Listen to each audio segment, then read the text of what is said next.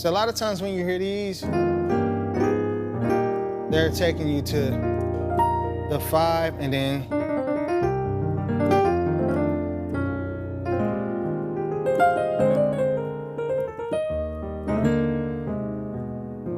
a lot of times they're like a part of that church service where you might hear just movements and things.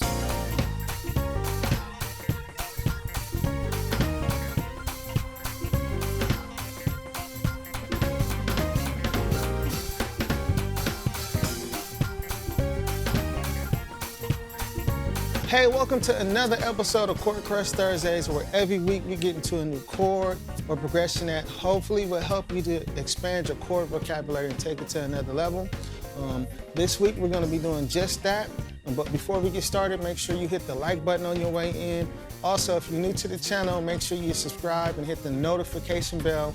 That way you don't miss out on any new content that we're providing on a weekly basis. And if you also want to download the PDF that features all the chords that we're going to do in this lesson, look in the description. We have our phone number there where you can text us and we will send you the PDF that's in the description below. And also a huge shout out to last week's winner who won 93 days in the Gospel Music Training Center. Congratulations. We do this every week. So if you want to enter this contest, simply get in the comment section. We're going to pick a random commenter and we're going to pick another one at the end of this video. So make sure you stay tuned. But without further ado, let's get started. We're going to be in the key E flat major. Let's check out the number system scale. Here we go.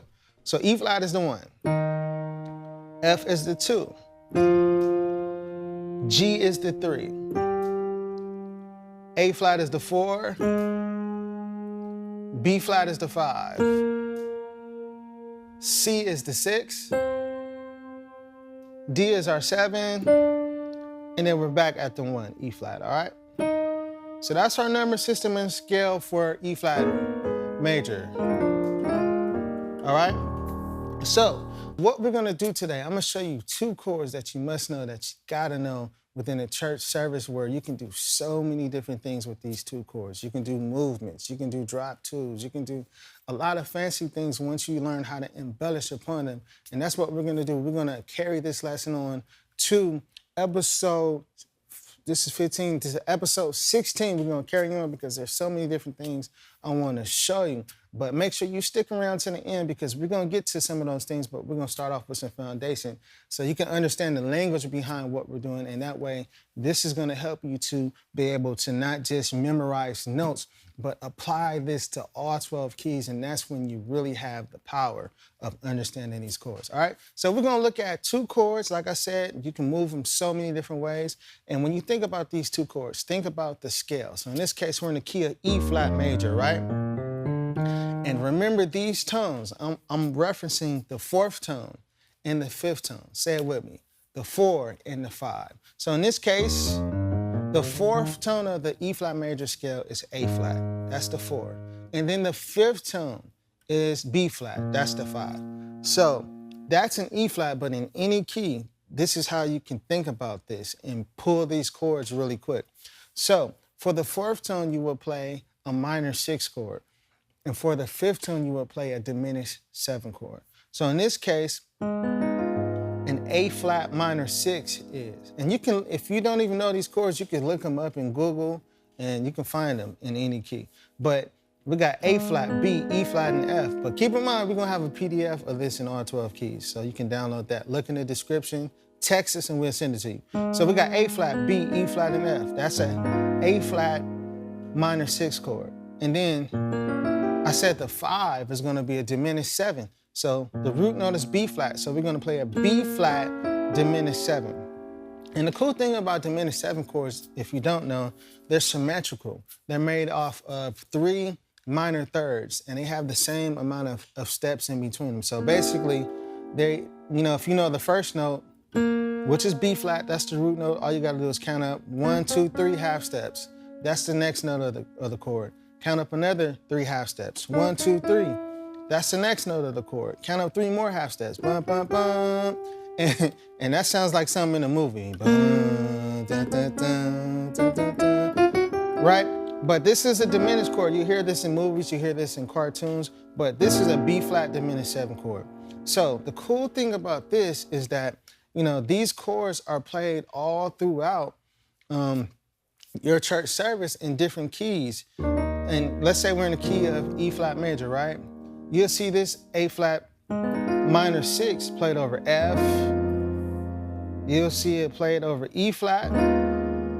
You'll see it played over, I already said F, B. And there's other notes too as well, but every note of the chord can be its own bass note. So even though we're in the key of E flat major, you can play the same chord over F. And this is where you hear that, you hear this all the time, and we're in the key of E flat major. So get that in your mind. So if I were to play this chord, this A flat minor 6 chord over F, that's the sound that you get, right? If I were to play it over B, that's the sound that you get. That's just another note of the chord.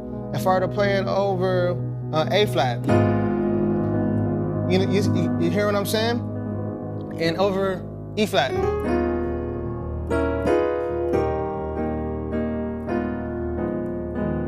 And you can, and all I'm doing is playing different inversions of the same chord and then resolving on the E flat major. So these chords are very important to not also know, but know the inversions of the chords. And one thing that you could do to learn the inversions of the chord, you can first start off by just moving the lowest note up top. So this is the first inversion, A flat minor 6. Move the A flat up here, boom. This is second inversion. I'm sorry, no, this is root position. Sorry about that. Somebody was gonna call me out in the comments anyway. This is root position. This is first inversion. This is second inversion.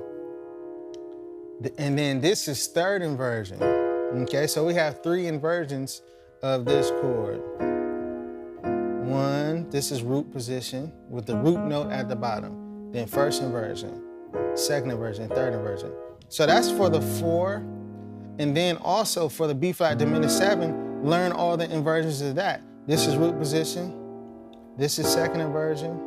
I'm sorry, I keep saying that. This is first inversion. So root position, then first inversion, then second inversion, then third inversion.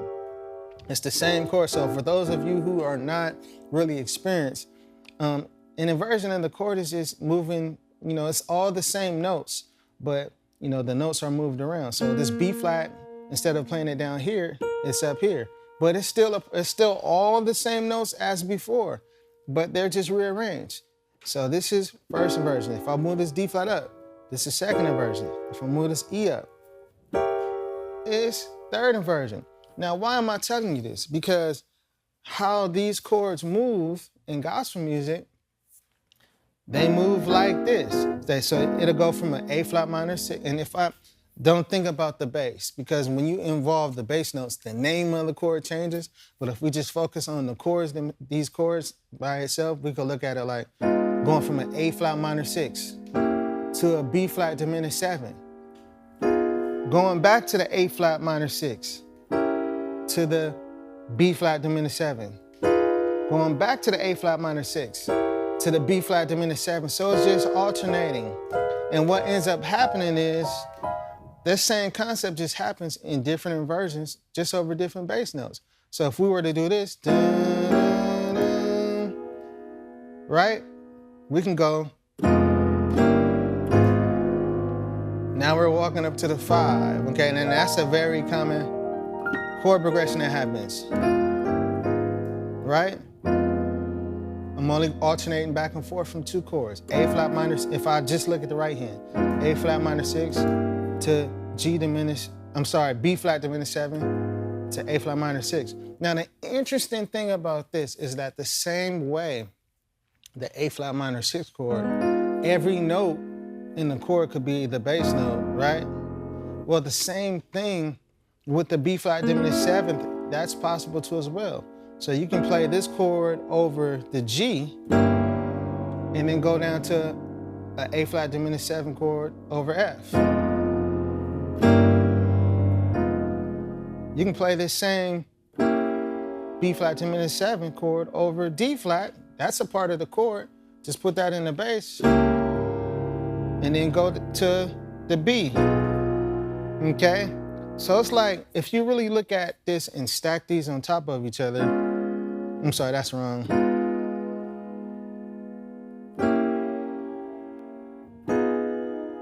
If you look at this as a scale, and I got this concept from Barry Harris, shout out to him, rest in peace, we're gonna miss you. You helped and shared a lot of your knowledge with a lot of musicians. But I got this concept from him. I kind of didn't even realize it at first until I was talking to Jermaine.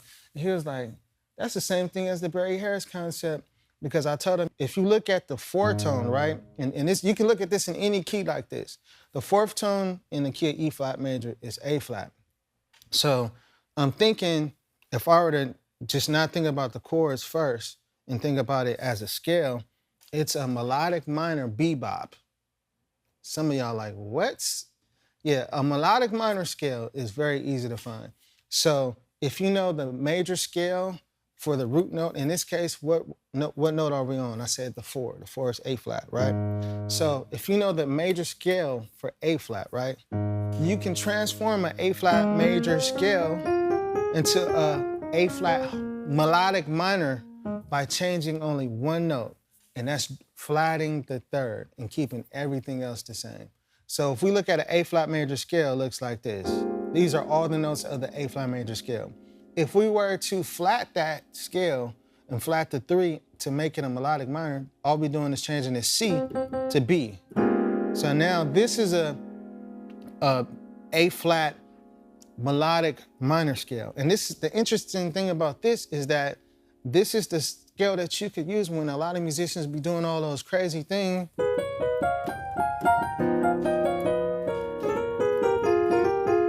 That's what they be using. They be using in the key of E flat major. If somebody was gonna be going to this chord, they're saying A flat minor 6 chord over F, you can use that A flat melodic minor scale.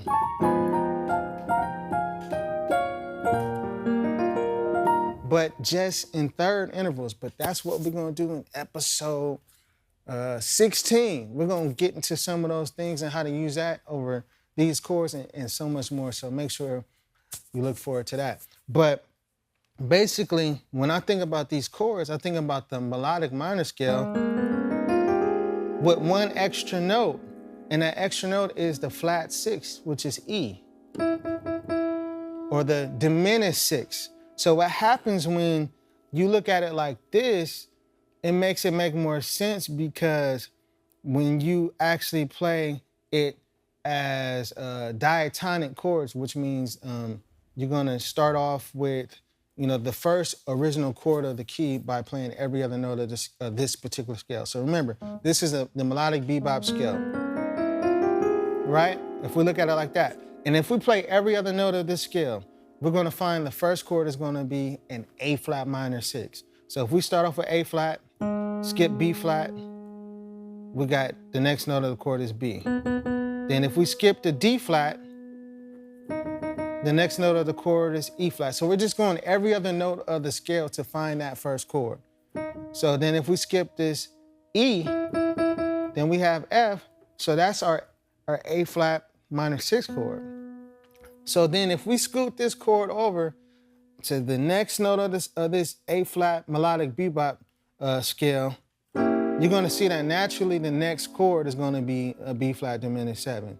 If we scoot this over one more time, we're gonna see that the next chord is gonna be the same as the first, it's just inverted. If we scoot it over again, we're gonna see, and it's the same concept that Barry Harris did, but it was with a major 6 chord instead of a minor 6 chord. Now I'm figuring this out for minor 6 chords. And when you harmonize that and do it diatonically, which means you're just scooting the chord over, you're gonna see that only 2 chords happen back and forth.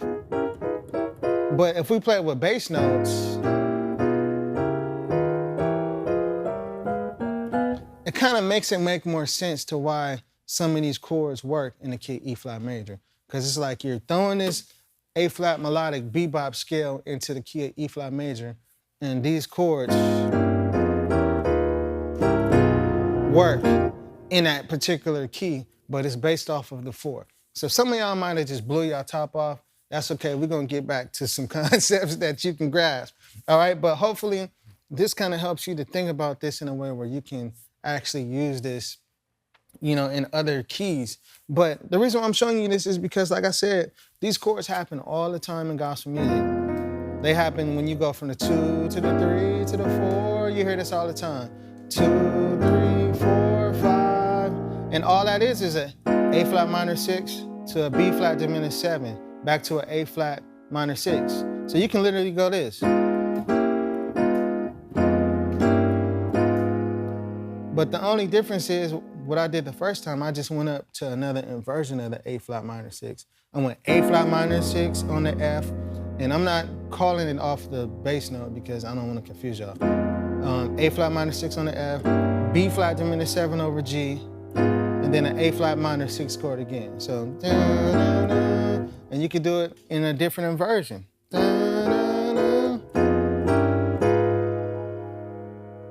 Now, the interesting thing about this is that, you know, I already showed you what you can do. A lot of times these chords, a lot of times will take you to the 5. So when you hear these, notice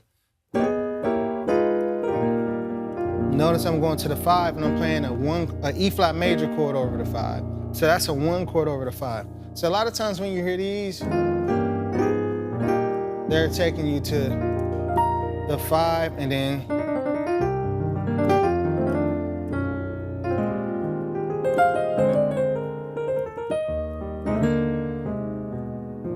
a lot of times they're like a part of that church service where you might hear just movements and things.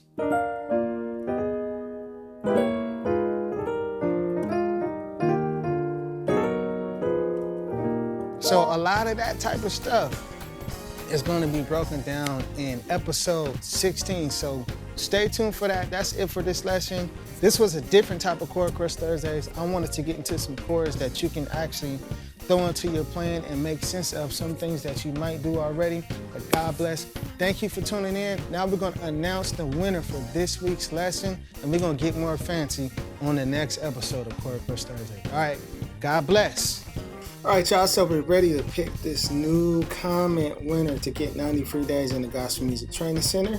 Y'all ready? Here we go. So this is our random YouTube comment picker website that we use. We're going to go to last week's video. You can see that was the advanced diminished drop 2 chords.